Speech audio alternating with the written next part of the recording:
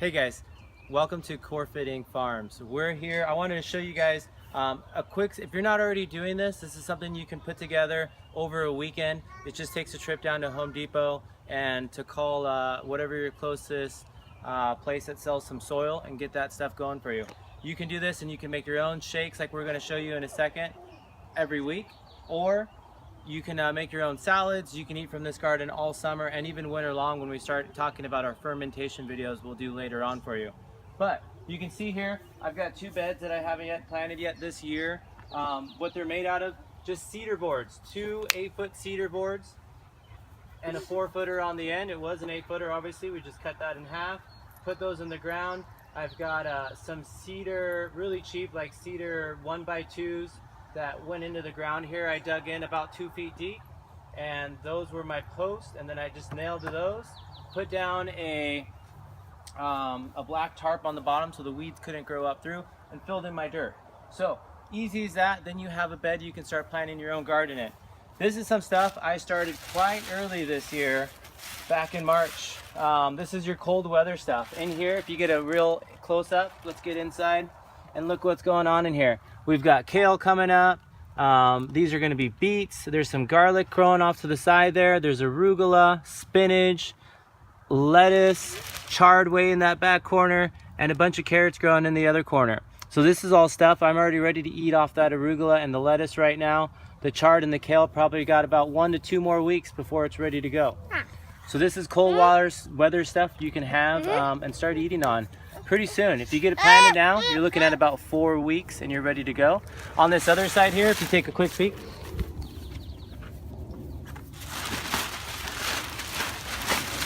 I've got, watch out Chris, I've got some potatoes that are already starting to come up, and that's some of my more warm weather stuff. Corn, squash, pumpkins, even trying some watermelon. I had success with cantaloupe last year in our hot weather. So you got all this stuff. This thing's just pushing out heat right now. This is just 3mm painter's plastic and a really cheap PVC pipe.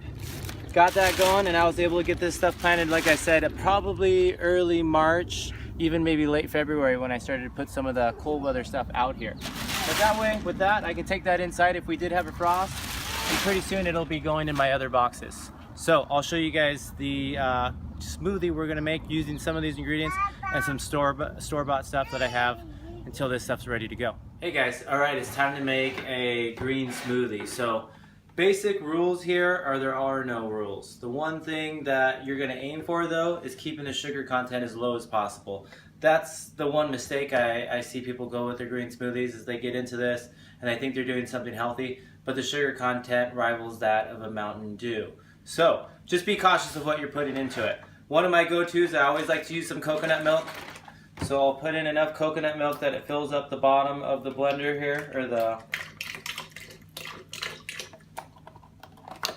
and then we're going to add in our Power Greens. So this is something I pick up at Costco. It's a great buy until the garden comes in. This is what I'm using. It's got a mixture of kale, chard, and spinach. So I'll throw as much of that in there, at least a good handful, and then I'll usually do maybe even 2 good handfuls.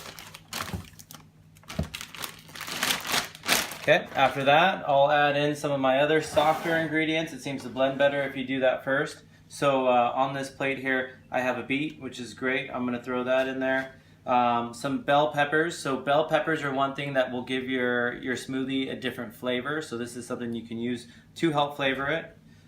Same thing with ginger, turmeric, and celery. All of these last things here add in a lot of flavor. So you can try one with or without any of those, and they're all going to impact the overall taste. The other stuff you're going to see me add really don't change the taste much. And then I had some avocados that are about to go bad, so I'm going to throw that in there too. Won't even know they're in there. You always want to get some fat in your smoothie too. If you're using coconut milk as your mixture and not water, you're going to accomplish that, but without the fats going into your smoothie, you're going to miss the absorption of some of those vitamins that you're trying to get. Another great thing I add in there is just a few twists of some Himalayan pink sea salt. This has got a lot of minerals. In addition to the sodium we're adding, good sodium. And then something also to help with absorption and a little bit of bite to it is the black pepper. But you'll probably get that bite with the celery and the ginger as well.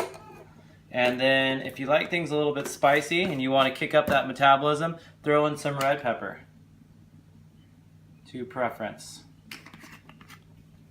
So now I'm going to add one of the most important things in here is my vegetable blend. So this is something else from Costco. It's organic. It's awesome. It's broccoli, cauliflower, and orange and yellow carrot. So we'll throw that in the mix. Can't eat too much broccoli and too much cauliflower. So a couple handfuls of that. Starting to get this thing packed to the top. Another thing that really helps with these is having a good blender.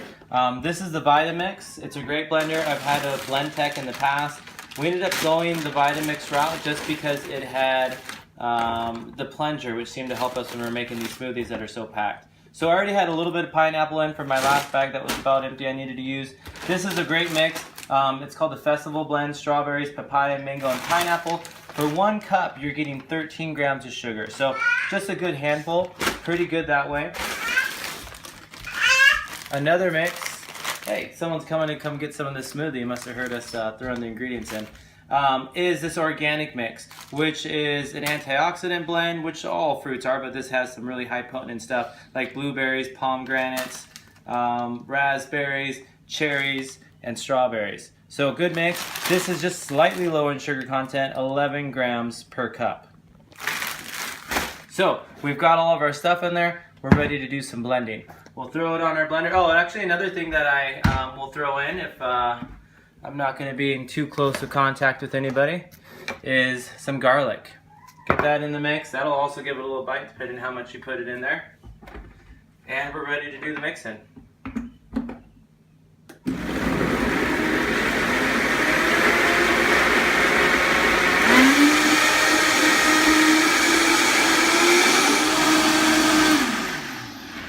Alright, so after about 1 to 2 minutes of blending here, you've got a near finished product. Now if you want to add some bonus items like the Muscle Feast whey protein, definitely a good time to put it in after you got everything mixed up. It'll blend up really smooth in there, you won't even know it, or if you use the vanilla, it'll give it just that slight vanilla hue.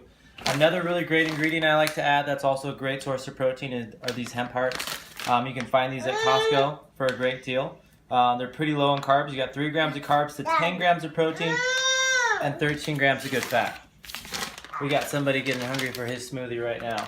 The last part right here are the chia seeds. So this is another good source of fat. They got a little bit of carbs coming in from here too, which is fine. They're a good source, and 5 grams of protein per serving. So good omega-3s coming from both of these. Also good sources of decent sources of protein, or just your one whack of protein source right there with your whey protein.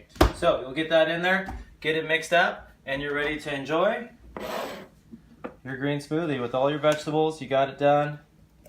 So you can see it's a little bit thick. Adding in that avocado and everything else that I put in there makes it that much thicker, but you can get it down to a nice liquid if you just add a little bit more liquid, but I like to keep it as condensed as I can to get all that stuff in. So enjoy.